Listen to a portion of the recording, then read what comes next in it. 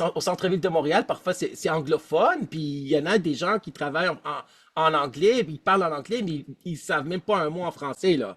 Ou en fin de compte, ils Ce sont qui avec est, leur cellulaire. mais ce qui est insupportable et inacceptable.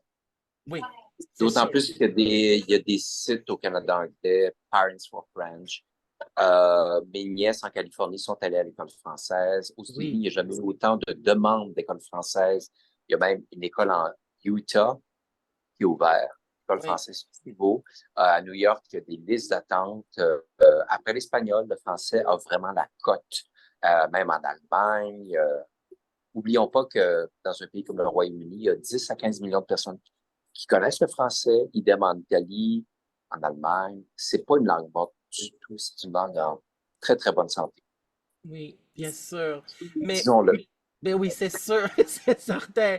Mais, pas un mais, là, mais en fin de compte, j'avais vu aussi dans vos entrevues que vous avez dit à la fin de vos conférences, il y a toujours des échanges, que les gens viennent vous voir. Est-ce que vous avez entendu plusieurs témoignages des individus qui vous en ont parlé par rapport à leur anxiété, par rapport à ce qu'ils ont Oui, vécu? et d'ailleurs, à cet effet, comme il y a une portion d'échange qui peut durer 20, 30, ben, mettons 20 minutes certainement, Ouais. honnêtement, il n'y a plus rien qui m'étonne. Il n'y a rien qui m'étonne, j'ai tout entendu. Autant au niveau des salons du livre, Oui, quand j'ai vu, hein, il n'y a plus rien qui m'étonne. Plus ouais, rien. je Plus rien. comprends. J'ai tout entendu des histoires d'horreur, Ben oui, des histoires familiales d'horreur, des ben abus, oui. Fait qu'il n'y a rien qui m'étonne. Absolument rien. Fait que je suis pas du tout naïf. Je suis complètement lucide par rapport à ça. Ouais, c'est ça, parce que chaque personne a sa propre trajectoire de vie, en fin de compte. Puis il y a vraiment des gens qui ont vécu des événements traumatisants, douloureux, embarrassants, puis en fin de compte, ils ont rebondi, ont fait de la résilience, comme Boris Cyrulnik en parle dans Eh, ses livres. eh oui. Ben oui. Mais est-ce que vous êtes aussi un grand lecteur de livres? Vous lisez quel genre de livres? Pas tant que beaucoup des livres de nature Oui, spirituelle, c'est ça. je suis pas du tout, en tout cas, pas du tout polar, pas du tout, ça m'ennuie tout de suite. Euh, j'ai fait quelques livres audio, donc j'ai lu quelques trucs. Et, la question n'est pas par rapport au talent, hein, d'investigation qui m'appelle. Moi, tout ce qui est spirituel, quête de sens, ça me parle beaucoup. Donc, quel genre de livre sur la spiritualité vous avez lu? Ah, Quel auteur vous inspire? bon Dieu,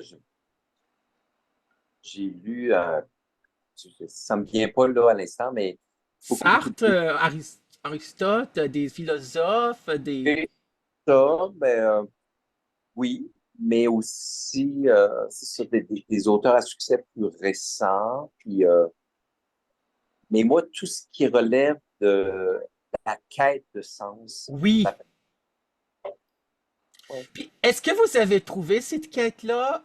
Pourquoi vous êtes sur Terre? Est-ce que étant Ah, donné que vous avez posé la question, est-ce que vous avez pas besoin de répondre là, mais est-ce que vous avez trouvé ce sens à la vie qui vous appartient? Est-ce que vous avez trouvé une réponse après avoir fait de l'introspection, cette réflexion personnelle? ouais. Oui, en fait, j'ai rencontré une personne qui est médium Oui, et qui donne des cours de Reiki. J'ai complété mes cours de Reiki, les oui. 4 niveaux. Je vais offrir mes services cet automne. Cette personne-là est médium, elle lit littéralement. Euh, elle voit tout, ce qui est formidable. Moi, j'ai beaucoup d'intuition aussi. Et par rapport à des vies antérieures, c'est clair que je suis une vieille personne.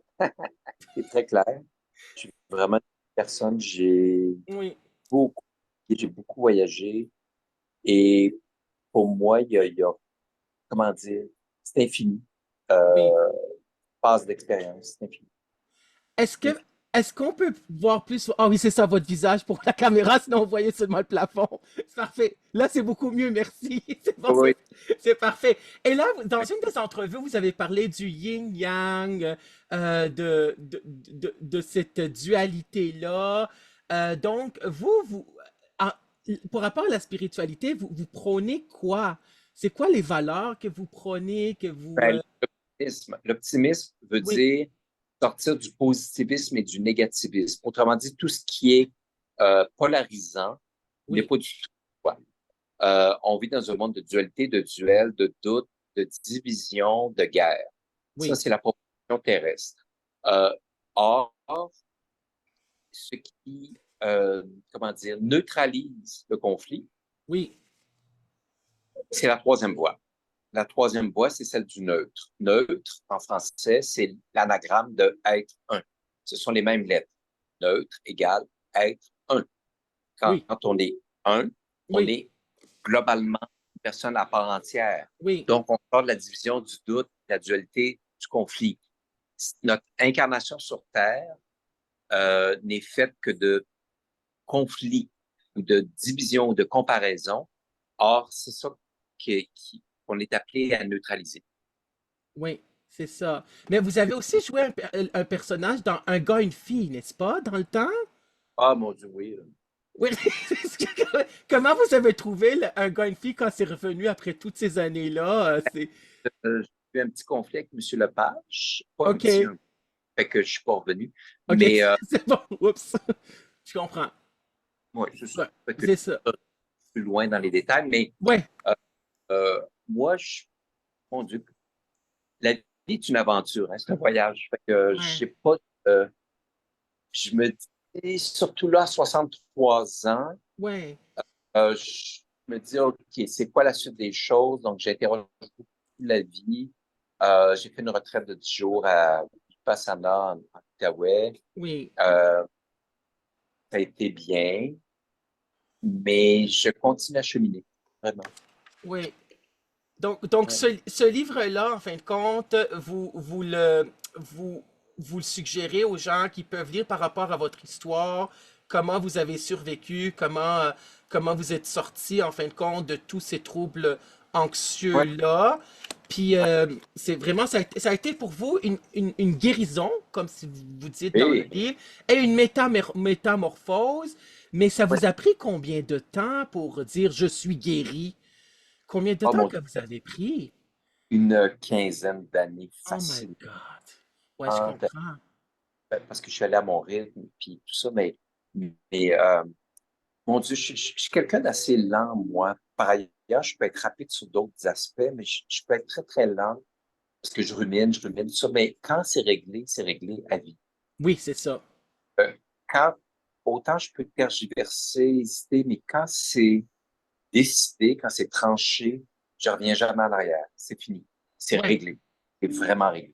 ben exactement. Le passé, ça appartient au passé. C'est Ah, aussi le titre du livre de Guy Corneau, La guérison du cœur, en fin de compte, là. oui, Donc, une oui. guérison parce que... Mais cette guérison-là a été faite, mais est-ce que vous trouvez que... Parce que quand il y a une guérison, on dit souvent qu'il y a des blessures qui sont en arrière. Est-ce que c'était des blessures aussi qui étaient là à l'enfance, à l'adolescence, que vous êtes guéri de tout cela? Et vous savez que moi, il y a trois trahisons, prison, guérison. Oui, Trahison, c'est son trahi. Prison, c'est son pris. oui, Son sonore. La réalité sonore pour moi. Et guérison, c'est son guéri. Donc, quand il y a de l'interférence, de la dissonance ou de la distorsion, ça veut dire il y a quelque chose qui fausse.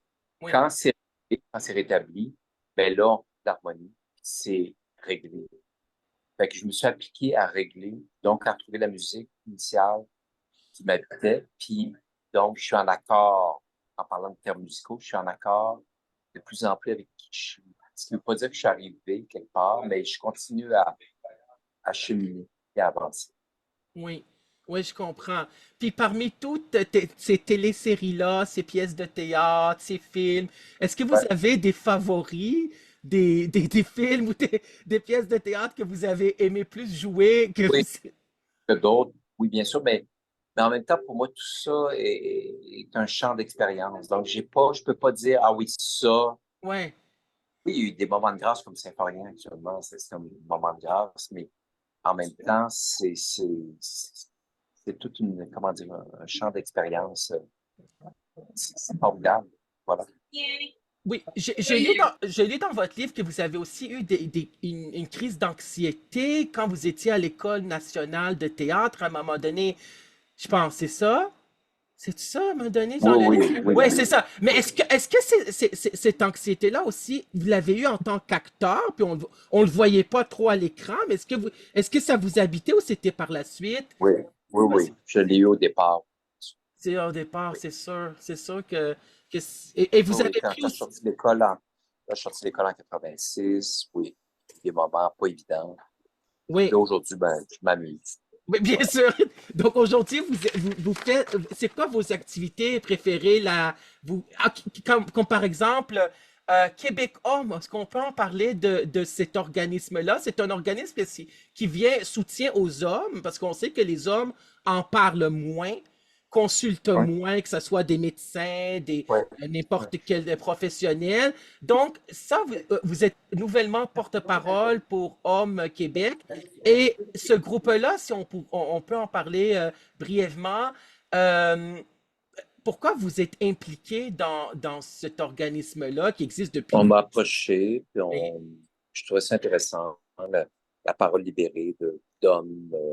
Ces hommes ont moins tendance à parler, donc Ouais, ça me parlait. Puis d'autant plus que Guy Corneau a été l'instigateur, puis j'ai oui, connu Guy tant qu'il était oui, vivant, donc oui. ça allait de soi. Ouais, ça allait de soi. Mais je me rappelle, Guy Corneau, je l'avais croisé à un des salons du livre avant qu'il ait décédé. Puis il m'avait dit que son livre favori, en fin de compte, c'était Victime des autres, bourreau de soi-même, là, que j'ai chez moi. Puis il était vraiment un grand psychanalyste que moi aussi j'ai beaucoup apprécié en tant qu'auteur, là. Ouais, Donc, ouais, ouais, puis ce sont des rencontres où les hommes peuvent venir puis en parler de ce qu'ils vivent, c'est ça? Sans ouais, ouais, jugement, exact, exact, etc. Donc, c'est des groupes de soutien, je pense, c'est ça? exact. OK. Donc, aussi, vous avez gagné des récompenses, des nominations. Par exemple, en 2015, vous avez gagné le prix Gémeaux pour meilleur acteur de soutien jeunesse.